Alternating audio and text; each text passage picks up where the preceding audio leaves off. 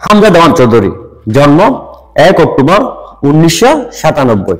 হামজা দেওয়ান চৌধুরী ইংল্যান্ডের লেস্টারশায়ারে জন্মগ্রহণ করেন। তিনি জন্মগতভাবে একজন বাংলাদেশি মা ও গ্রেনাডীয় পিতার সন্তান। হামজা একটি ঐতিহ্যবাহী বাঙালি মুসলিম পরিবারের নিজের মাতা ও সৎ পিতার কুলে বেড়ে ওঠেন এবং শৈশব থেকে তিনি বাংলাদেশ সফর করেছেন কয়েকবার। তার মায়ের পৈতৃক নিবাস হল সিলেট বিভাগের হবিগঞ্জ জেলার বাহুবলে। তার সৎ বাবাও বাঙালি। হামজা দেওয়ান চৌধুরী স্বাচ্ছন্দ্যে সিলেটি ভাষায় কথা বলতে পারেন। তিনি তার পূর্বপুরুষের মাধ্যমে কানাডায় জাতীয় দলের হয়ে খেলার যোগ্যতা অর্জন করেছিলেন।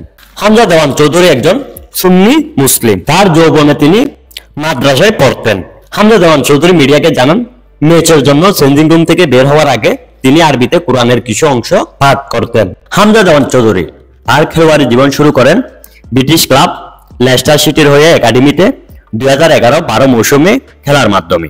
হামজা চৌধুরীর আন্তর্জাতিক কিছু ক্যারিয়ার। 2018 সালের 26শে মে চীনের অনূর্ধ্ব-21 দলের বিরুদ্ধে 2-1 গোলে জয়ের প্রধান কারিগর হিসেবে হামজা চৌধুরী ইংল্যান্ড জাতীয় অনূর্ধ্ব-21 ফুটবল দলের হয়ে আত্মপ্রকাশ করেন। তিনি ইংল্যান্ডের হয়ে টুর্নামেন্টের পরবর্তী ম্যাচে মেক্সিকোর বিপক্ষে 0-0 গোলে ম্যাচে ড্র শুরু করেন। 2019 সালের 27শে মে তাকে 2019 উয়েফা ইউরোপীয় অনূর্ধ্ব-21 চ্যাম্পিয়নশিপের জন্য ইংল্যান্ডের 23 সদস্যের দলে অন্তর্ভুক্ত করা হয়েছিল। কিন্তু ফ্রান্সের কাছে প্রথমার্ধে 2-1 গোলে পরাজয়ের সময় একটি বেপরোয়া ট্যাকেলের জন্য তাকে সোজা লাল কার্ড দেখানো হয়েছিল। বাংলাদেশ এবং কানাডার প্রতিনিধিত্ব করার যোগ্যতা থাকার পরেও হামজা দেওয়ান চৌধুরী 2019 সালের অক্টোবরে প্রকাশ করেছিলেন যে তার লক্ষ্য ছিল ইংল্যান্ডের হয়ে খেলা। ইংল্যান্ডের হয়ে খেলা আমার সবচেয়ে বড় স্বপ্ন। সিনিয়র দলের প্রতিনিধিত্ব করা আমার স্বপ্ন। যাই হোক, 2024 সালের 27 ফেব্রুয়ারি কিছু রিপোর্ট নিশ্চিত করে যে তিনি 2024 সালের মার্চে 2026 বিশ্বকাপের বাছাই পর্বের জন্য বাংলাদেশ জাতীয় দলের যোগদান করার ব্যাপারে আলোচনায় ছিলেন।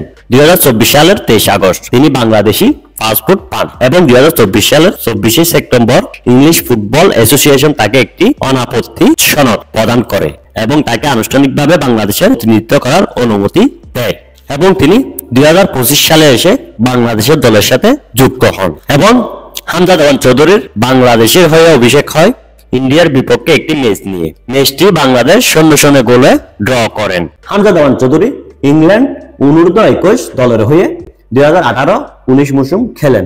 সেখানে তিনি 7টি ম্যাচ খেলে একটিও গোল পাননি। হামজা দেওয়ান চৌধুরী বর্তমানে বাংলাদেশ জাতীয় দলের সাথে যুক্ত রয়েছেন এবং বাংলাদেশের হয়ে তিনি প্রতিনিধিত্ব করে যাচ্ছেন প্রতিনিয়ত। দেখা যাক হামজা দেওয়ান চৌধুরী ভবিষ্যতে বাংলাদেশকে কতদূর নিয়ে যেতে পারে। সবাই হামজা দেওয়ান চৌধুরীর প্রতি আশাবাদী, কেননা তিনি কোটি টাকার মায়া ত্যাগ করে বাংলাদেশের হয়ে খেলতে এসেছেন। এটাই সবচেয়ে বড় অর্জন। এই ছিল হামজা দেওয়ান চৌধুরীকে নিয়ে আজকের ভিডিওটি কেমন লেগেছে অবশ্যই কমেন্ট বক্সে জানাবেন। ধন্যবাদ।